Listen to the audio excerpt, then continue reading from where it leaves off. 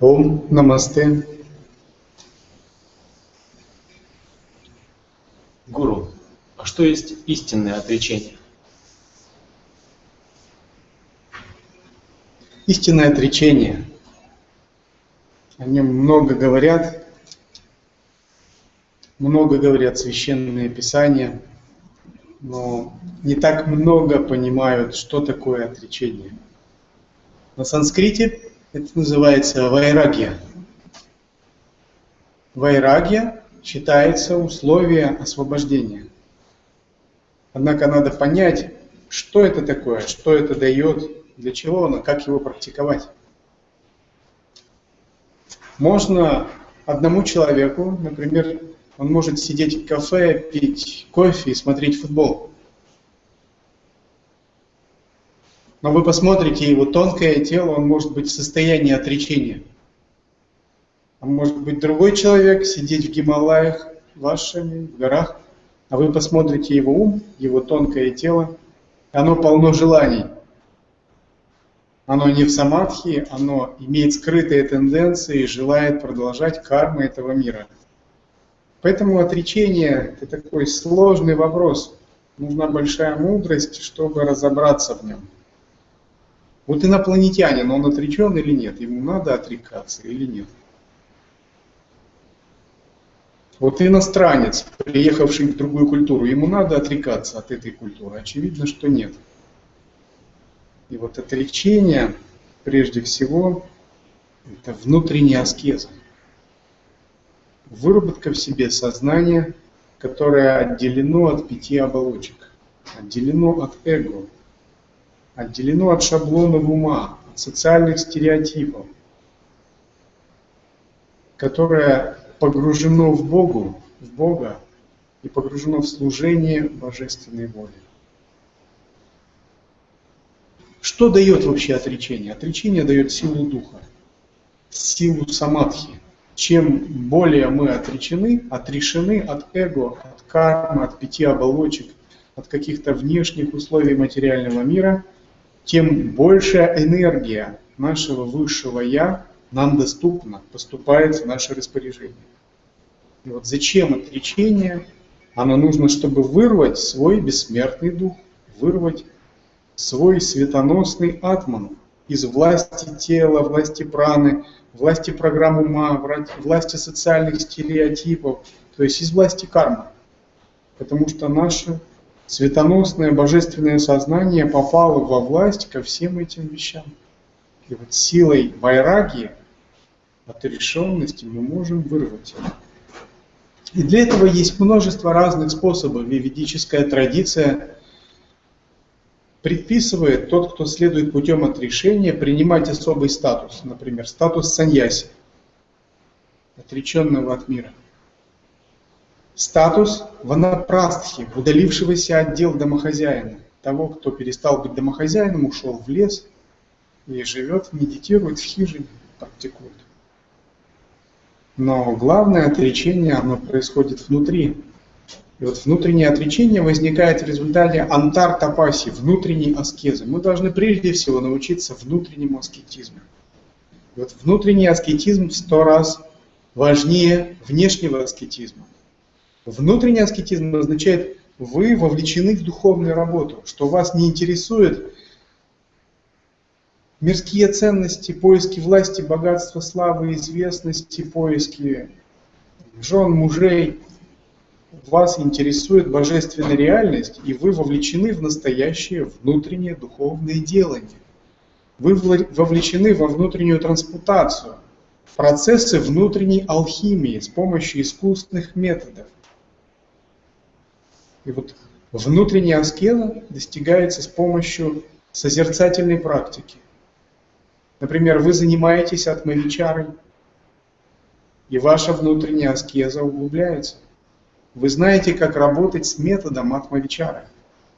Вы умеете переориентировать свой ум с гнева, привязанности, зависти, с внешних восприятий на тонкое восприятие «я есть осознанности».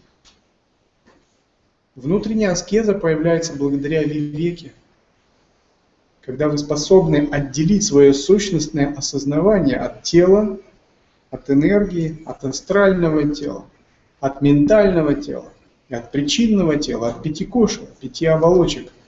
И вот когда вы нащупаете, найдете очень тонкую осознанность за пределами 5 оболочек, и держитесь ее непрерывно, это тоже внутренняя аскеза.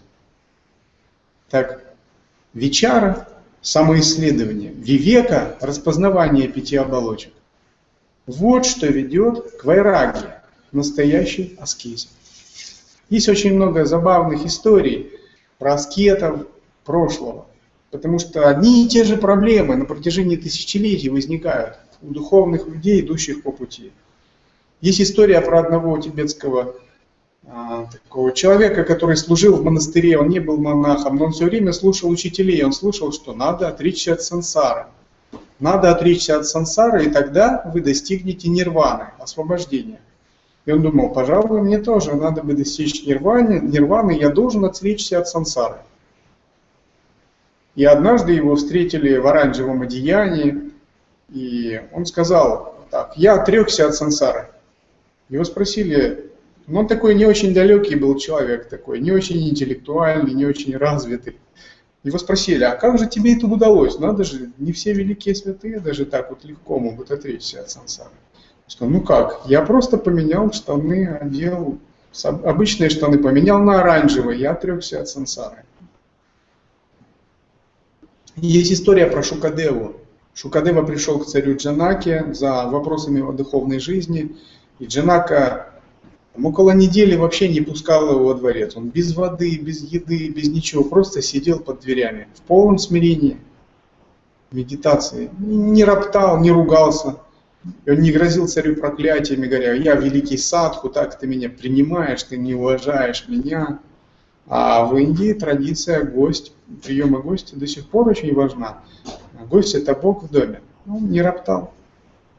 Затем, наоборот, Джанака приказал провести его через ярмарку, танцевали красивые женщины, представления, явства. И он прошел без всяких проблем. Он даже не глянул на все это. И Джанака признал его уровень реализации. Это вайрагия, это отрешение. Есть другая история. Один саньяси жил 17 лет в горах, и к нему решила посетить его бывшая жена, от которой он отрекся. И когда он пришла, он спрятался за камень, и он увидел, что внутри него еще есть те тенденции, те отпечатки, и его сердце снова затрепетало. Он понял, что по-настоящему он еще не отрекся. Он не смог с ней поговорить, потому что очень много внутри было возбуждено, его ум пришел в замешательство. Миларепа однажды написал завещание своим ученикам.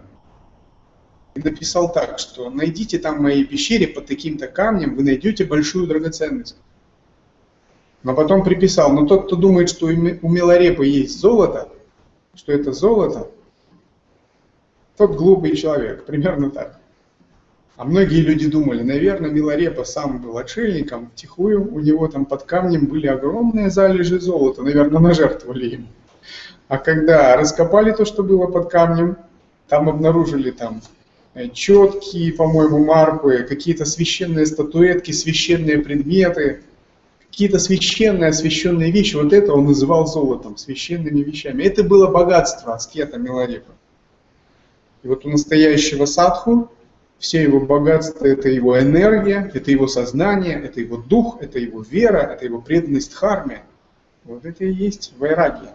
И настоящее отречение – это не отказ от восприятия, не отказ от оперирования энергиями, как некоторым может показаться. Вот я от всего откажусь, я ничего не буду видеть, слышать, я не буду ничем обладать, ни с кем общаться, соблюдать молчание, вот это отрешение. Вовсе нет. Настоящее отречение, как это ни парадоксально, это сестра всеприятия. Это прежде всего отказ от присвоения плодов своих действий. Это не отказ от самих действий, это отказ от присвоения плодов действий. Отказ от результатов в пользу Бога, в пользу Божественного. Однажды старик и старуха шли в горах, и они были очень отреченными, и внезапно они увидели золотую монету. И старик подумал, сейчас я ее возьму, я-то не привязан, а вот у моей жены может проснуться жадность. И он прошел мимо, как будто он не заметил. А потом прошла мимо старуха, и он обернулся и начал смотреть, подымет старуха или нет.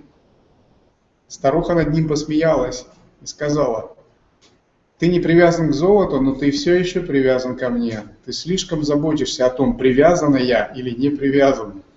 Не надо так за мной сильно следить. Занимайся собой. Говорят, что когда Рамакришна спал во сне, он никогда не трогал деньги. Когда его руки касались золотой монеты, он даже морщился.